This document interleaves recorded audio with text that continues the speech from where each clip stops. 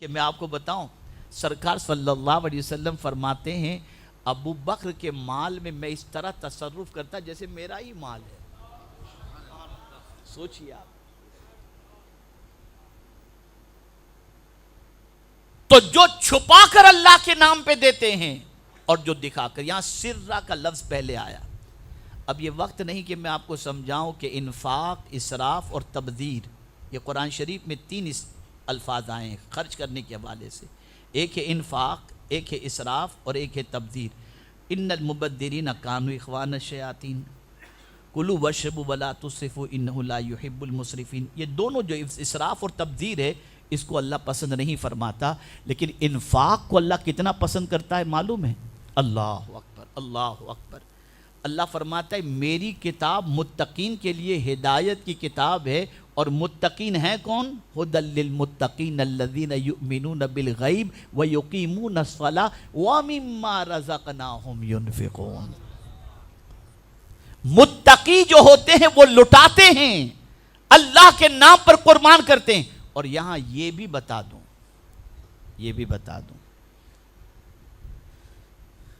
کیا خرچ کرتے ہیں؟ سڑا گلا جو ناپسند ہو وہ، یہی تو ہوتا ہے نا آج کل۔ بڑی معذرت کے ساتھ مدرسے میں کیسے چاول، دیکھو سستے والا کون سا ہے، خود کیا کھاتے ہو؟ باسمتی، اور ثواب کی امید رکھتے ہیں آپ۔ ذرا سوچو آپ، ذرا غور کرو اس پر۔ اللہ کے نام پہ دینا ہے تو سڑا گلا دو جو آپ نہیں استعمال کرتے، آپ چاہتے ہیں اللہ اسے قبول کر لے۔ جو آپ کو پسند نہیں اسے آپ اللہ کے نام پہ دیتے ہو اور سمجھتے ہو اللہ قبول کر لے۔ اللہ نے تو واضح طور پر فرما دیا لن تنالوا البر حتى تنفقوا مما تحبون وما تنفقوا من شيء فإن اللہ بہ علیم۔ جو چیز بھی تم خرچ کرتے ہو اللہ جانتا ہے، اللہ جانتا ہے۔ اسی لیے جب ہم صحابہ کی زندگی دیکھتے ہیں تو وہاں پر ہر محبوب چیز قربان ہوتی نظر آتی ہے، ہر پسندیدہ چیز اللہ کے نام پر خرچ کرنے والے نظر آتے ہیں۔ تاریخ گواہ ہے، صحابہ کی زندگی اس پر گواہ ہے۔ حضرت عمر ابن عبدالعزیز جب اللہ کے نام پہ کچھ دینا ہوتا تو شکر کی گونیاں بھر بھر کے لوگوں کو بھیجتے۔ کسی نے کہا چاول آٹا وغیرہ بھیج دیا کریں، کہا کیا کروں، مجھے شکر بہت پسند ہے، اور اللہ فرماتا ہے جو پسند ہو اسے اللہ کے نام پہ خرچ کرو۔ میں خرچ کر رہا ہوں، خرچ کر رہا ہوں۔ غریبوں کو کپڑا بانٹنا ہے، سستے والا دیکھو، خود کے لیے ریمنڈ کا دیکھو۔ اس سوچ نے ہم کو تباہ کر دیا، اس سوچ نے ہم کو برباد کر دیا۔ اپنی سوچ کا کریکشن کرو، جو تمہیں پسند ہو وہ اللہ کے نام پہ دو۔ اور جب دینے کی بات آئی تو مجھے ام المؤمنین سیدتنا عائشہ صدیقہ رضی اللہ تعالی عنہ کا ایک واقعہ یاد آ رہا ہے۔ سرکار صلی اللہ علیہ وسلم ان گھر میں تشریف لائے تو ام المؤمنین درہم کو دھو رہی تھی پانی سے اچھی طریقے سے۔ سرکار صلی اللہ علیہ وسلم نے دیکھا تو ارشاد فرمایا حمیرہ کیا کر رہی ہو؟ عرض کرتی ہیں سرکار میں نے سنا ہے آپ سے کہ صدقہ غریب کے ہاتھ میں جانے سے پہلے اللہ کے دست قدرت میں پہنچ جاتا ہے، تو میں نے سوچا اسے اتنا اچھی طریقے سے دھو لوں تاکہ میرے رب کے دست قدرت میں پہنچے تو میرا مولا راضی ہو جائے۔ یہ سوچ ہے، یہ سوچ ہے، یہ فکر ہے۔ اور یہاں فرمایا چھپا کر پہلے ذکر کیا پھر اعلانیہ۔ جو چھپا کر اللہ کے نام پہ دیتے ہیں اور دکھا کر۔ اور یاد رکھیں صدقے کی ایک فضیلت کے اندر یہ بھی آیا ہے کہ وہ صدقہ سب سے افضل جو دائیں ہاتھ سے دو تو بائیں ہاتھ کو پتہ تک نہ چلے، پتہ تک نہ چلے۔ بلکہ محدثین فرماتے ہیں ایسا صدقہ جو چھپا کر دیا جائے، دائیں ہاتھ سے دو تو بائیں ہاتھ کو خبر تک نہ ہو، یہ اتنی بڑی بڑی مصیبتوں کو ٹال دیتا ہے جو مصیبتیں ہزار کوششوں کے بعد بھی نہیں ٹل سکتی۔ یہ چھپا کر صدقہ دینے کا فائدہ بیان کیا گیا۔ اور دکھا کر سے مراد یہ ہے کہ جیسے زکوٰۃ وغیرہ دکھا کر کے دو، اس کی وجہ یہ ہے کہ اگر زکوٰۃ بھی تم دکھا کر نہیں دو گے تو لوگ کہیں گے تو اتنا بخیل ہے زکوٰۃ بھی نہیں نکالتا، اور ترغیب کے لیے لوگوں کو دینے کا شوق پیدا ہو۔ تو پہلے ذکر آیا انفاق کے سلسلے میں کیا؟ سرا، چھپا کر، وعلانیہ اور دکھا کر، یہ دونوں۔ اب قرآن کیا کہتا ہے؟ قربان جائیے، اللہ اکبر۔ تین چیزوں کا ذکر، یتلون کتاب اللہ واقاموا الصلاۃ وانفقوا مما رزقناہم سرا وعلانیہ۔ اب یہ تین کام کرنے والے کتنا بڑا بزنس کر رہے ہیں؟ کتنا بڑا بزنس؟ اللہ فرماتا ہے یرجون تجارت لن تبور، ایسی بزنس کے امیدوار اور تجارت کے امیدوار ہیں جس میں ہرگز نقصان ہے ہی نہیں۔ یہ اللہ فرماتا ہے لن آیا ہے، لن تبور، ہرگز نقصان نہیں ہے۔ یہ کوئی اور نہیں کہہ رہا، یہ پالن ہار حقیقی کہہ رہا ہے، یہ معبود برحق کہہ رہا ہے، جو دینا چاہے تو پل کے جھپکتے انسان کو بہت کچھ عطا کر دے۔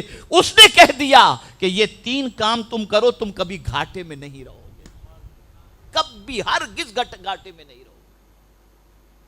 اور یہ نہیں فرمایا کہ دنیا میں گھاٹے میں نہیں رہو گے یا آخرت میں، نہ، دونوں جہاں میں گھاٹے میں نہیں رہو گے، نہ یہاں گھاٹے میں رہو گے نہ آخرت میں گھاٹے میں۔ اب یہ تینوں کام رمضان میں آپ دیکھیں، آدمی رمضان میں خیرات بھی کرتا ہے، آدمی رمضان کے اندر تراویح بھی پڑھتا ہے، اور آدمی رمضان کے اندر اللہ کی کتاب کی تلاوت بھی کرتا ہے۔ کچھ ہیں جو کھانے پینے میں لگے رہتے ہیں اور یوٹیوب پہ لگے رہتے ہیں۔ میں دیکھیں بہت سختی سے کہہ رہا ہوں، اس نے برباد کر دیا سوشل میڈیا نے، پوری رات یوٹیوب پر یہ پروگرام وہ پروگرام یہ پروگرام۔ امام اعظم جیسا شخص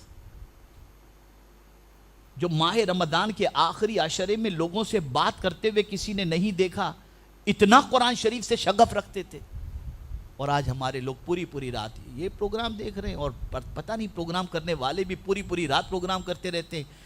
پڑھتے ہوں گے قرآن شریف، اچھا کام دین کا کرتے، ٹھیک ہے، اتنا بھی تو نہیں ہونا چاہیے، لیمیٹڈ ہو گیا، ٹھیک ہے۔ کچھ لوگ موبائل پر لگے رہتے ہیں، نہیں کرو یہ سب۔ میں نے ایک معمولات کا چارٹ بنایا ہے کہ ماہ رمضان میں کیا کرنا ہے، معمولات رمضان۔ انشاءاللہ العظیم کل یا پرسوں تک وہ پورا چارٹ آ جائے گا، اور انشاءاللہ العظیم اس چارٹ کے مطابق آپ عمل کریں گے نا تو کچھ چیزیں ایسی ہیں کہ آپ رمضان کے بعد بھی اس کو انشاءاللہ جاری رکھیں گے انشاءاللہ العظیم۔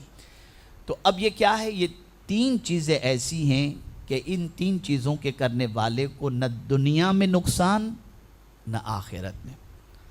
اب آگے اللہ نے جو فرمایا سنیے، اللہ اکبر، لِيُوَفِّيَهُمْ أُجُورَهُمْ، تاکہ ہم ان کو پورا بدلہ دیں، چھوٹا موٹا نہیں، پورا بدلہ دیں۔ اور اللہ جب کسی کو نیکی کا بدلہ دینے پر آئے تو اس کی شان بڑی عرف والا ہے، وہ سخی ہے، وہ کریم ہے، وہ دے گا تو اپنی شان کے مطابق دیتا ہے۔ تو اس نے فرمایا ان کو پورا اجر دیا جائے گا، ٹھیک ہے۔ چلیے یہاں تک تو اجر کی بات یہ ہو گیا، عدل، اجر کی بات آئی تو ہو گیا عدل۔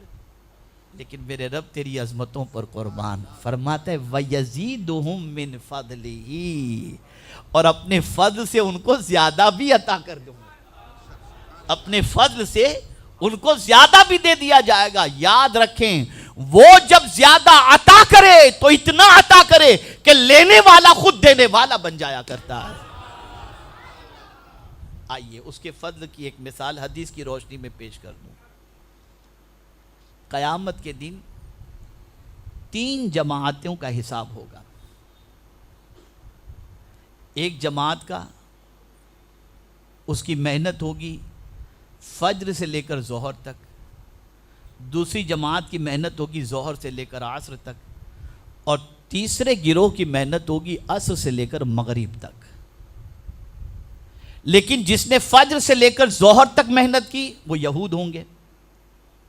یہودیوں کو جو اجر دیا جائے گا وہ ایک گناہ، زیادہ ٹائم ہے نا، فجر سے لے کر ظہر تک کا ٹائم زیادہ ہے، اتنی زیادہ محنت لیکن ایک گناہ اجر۔ پھر ظہر سے لے کر عصر تک نصارہ، یہ محنت ان کی محنت ہوگی، ان کو بھی ایک گناہ اجر دیا جائے گا، اور عصر سے لے کر مغرب تک جن کی محنت ہوگی ان کو ڈبل اجر دیا جائے گا۔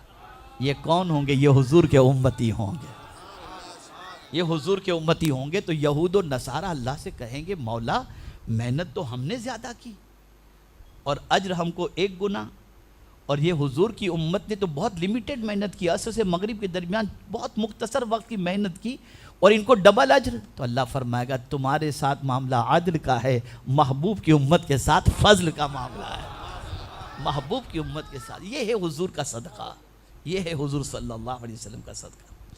تو لیوفیہم اجورہم ویزیدہم من فضلہ، اور پھر آگے میرے رب نے فرمایا انہ غفور شکور۔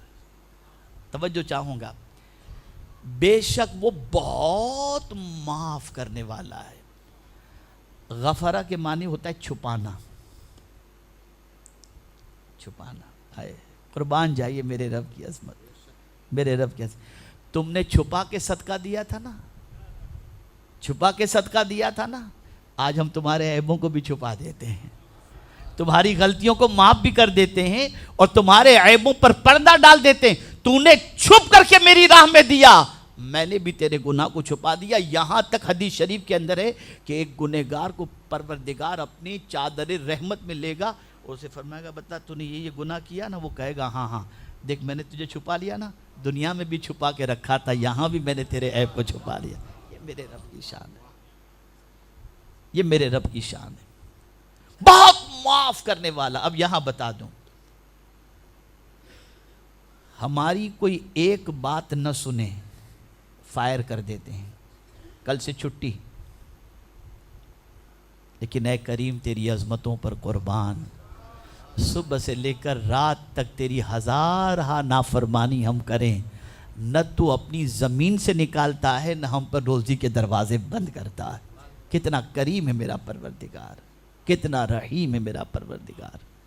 اے رسول اعظم صلی اللہ علیہ وسلم کے دیوانوں، آقا کریم صلی اللہ علیہ وسلم سے ایک صحابی نے دریافت کیا، یا رسول اللہ صلی اللہ تعالی علیہ وسلم، غلام کی ایک دن میں کتنی غلطیوں کو معاف کرنا چاہیے؟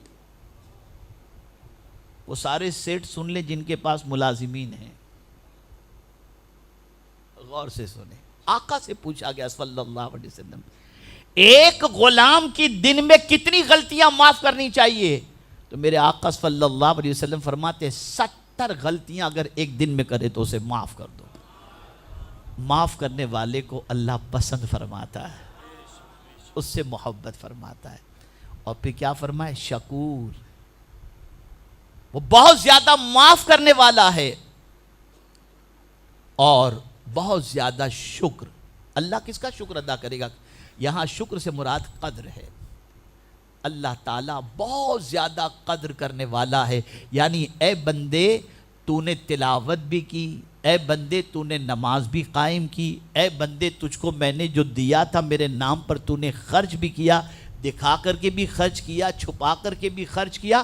تو اب میرے بندے سن، میں تیرے گناہوں کو بھی معاف کرتا ہوں اور تیری نیکیوں کی میں قدر کرتا ہوں، اور قدر یہ ہے کہ اپنے فضل سے تجھے جنت کا حقدار بنا دیتا ہوں، اور تجھے کبھی اس چیز کے اندر خسارہ نہیں ہوگا۔ یہی وجہ ہے کہ تنگی کے زمانے میں صوفیہ اللہ کے نام پہ زیادہ لٹاتے تھے، اس لیے کہ کہتے تھے اس سے تجارت میں کبھی نقصان ہوتا ہی نہیں، ہوتا ہی